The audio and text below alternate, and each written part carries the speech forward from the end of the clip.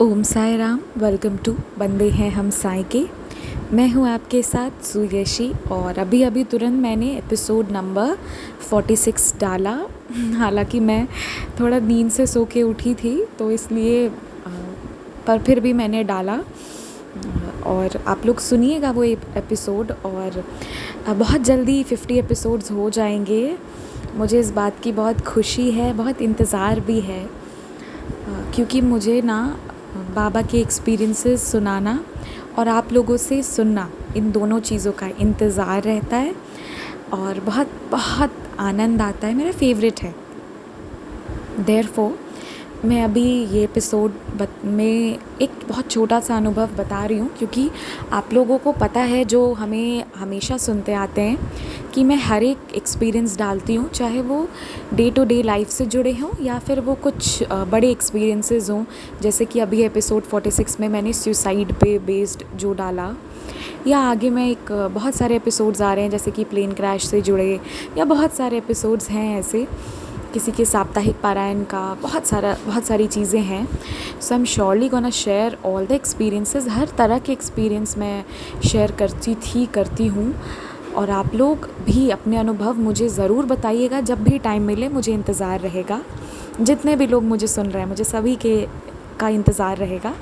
तो अब आपको मैं एक्सपीरियंस बताती हूँ। हुआ ऐसा कि एक ग्रुप है वहाँ पे, क्योंकि ग्रुप्स का ये हाल है कि मेरे जो भी ग्रुप्स हैं ना वो ज़्यादातर फुल ही रहते हैं, क्योंकि हम लोग वहाँ पे बाबा से जुड़ी बातें करते हैं, अपने डे टू डे लाइफ के अनुभव बहुत सारे डालते हैं, साई डिवोटीज़ होते हैं। तो मैं उसको मतलब मैं बनाती हूँ और फिर वो फुल हो जाता है। तो जैसे कि अभी साई संदेश का भी मुझे फिर न्यू ग्रुप बना के मैंने डाला है। तो जनरली ये चीज़ें रहती हैं कि ग्रुप्स फुल रहते हैं तो मतलब कभी इस पे ध्यान दिया, कभी उस पे ध्यान दिया, ये होता है। तो कैसे तो मैंने उस दिन जिस ग्रुप पे ध्यान दिया उस ग्रुप में कोई ऐसा लिखा कि मेरे फादर जो हैं उन्हें कैंसर है, क्या है पता नहीं, और उनकी मतलब नहीं, ये जो ग्रुप की मैं बात कर रही हूँ ना, ये ग्रुप मैंने क्रिएट नहीं किया। इस ग्रुप में मैं हूँ, ठीक है। एक्चुअली बहुत सारे ग्रुप्स हैं ना तो मैं कंफ्यूज्ड हो जाती हूँ, क्योंकि जितने भी लोग मेरे पास आते हैं मैं सभी को किसी ना किसी ग्रुप में डालती हूँ ताकि सभी बाबा के बच्चों के साथ रहें और अनुभव एक दूसरे के साथ शेयर करें, एक दूसरे को मतलब बाबा के बारे में और एक साथ मिलके गुणगान करें, इसलिए मैं डालती हूँ। बट जिस ग्रुप की मैं बात कर रही हूँ वो ग्रुप मेरी ग्रुप नहीं थी, वो ग्रुप किसी और ने बनाई हुई है। तो मैं वहाँ पे भी हूँ। तो क्या हुआ कि वहाँ पे किसी ने कहा कि मेरे फादर बहुत सीरियस हैं, वो कोविड पेशेंट हैं, कैंसर पेशेंट हैं, बहुत सारे प्रॉब्लम्स हैं, कुछ हो गया था मुझे जितना याद है। तो मैंने कैसे तो मेरे मुंह से, विश्वास कीजिएगा मैं हमेशा साई चालीसा पढ़ती हूँ, मेरे मुंह से निकला कि मैं कष्ट निवारण पढ़ूँगी। हालांकि वो बस मेरे मुंह से निकला, पढ़ा मैंने लास्ट में चालीसा ही। और मैंने बाबा से कहा ये बात कि बाबा मैं चालीसा पढ़ रही हूँ, कह तो दी थी कष्ट निवारण, क्यों कहा मैंने मुझे नहीं पता, पर मैं चालीसा पढ़ती हूँ बाबा के सामने दिया जलाकर। किसी का भी प्रेयर आता है तो मैं वैसे ही करती हूँ और बाकी बाबा की मर्ज़ी पे छोड़ देती हूँ जो भी हो।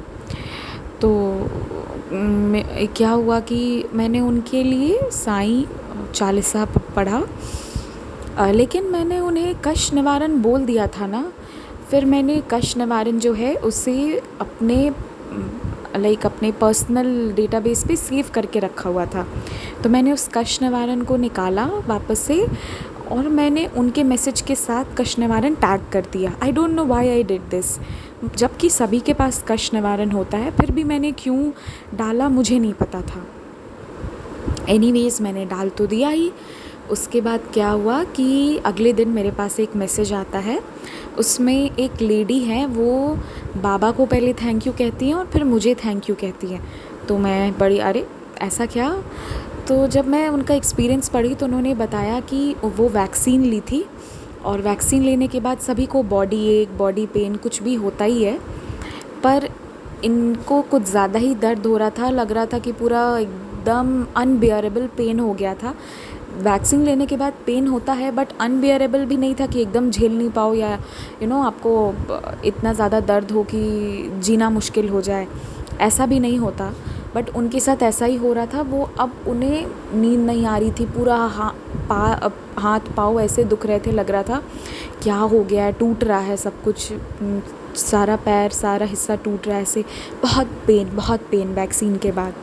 और मैंने जो कष्ट निवारण कॉपी पेस्ट करके उस ग्रुप में डाल दिया था, तो वो मैम कष्ट निवारण के बारे में नहीं जानती थी और उन्होंने कष्ट निवारण के 6 या 7 लाइन पढ़े और इस 6 या 7 लाइन को पढ़ने के बाद उनकी नींद लग गई और उन्होंने कहा कि मेरी दर्द बिल्कुल ठीक हो गई ऑल ऑफ अ सडन। मुझे एक तो नींद नहीं आ रही थी दर्द के मारे, नींद भी इसलिए आई क्योंकि मेरी दर्द ठीक हो गई और फिर मैं बिल्कुल ठीक हो गई।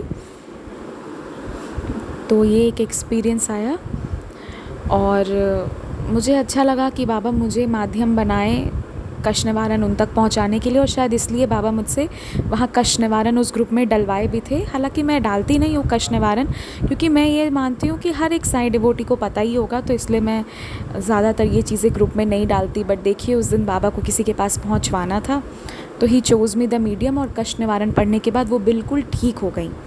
तो ये एक एक्सपीरियंस है और कष्ट निवारण की शक्ति के बारे में मैं क्या ही बोलूँ। तो बस यहीं तक था ये एक्सपीरियंस।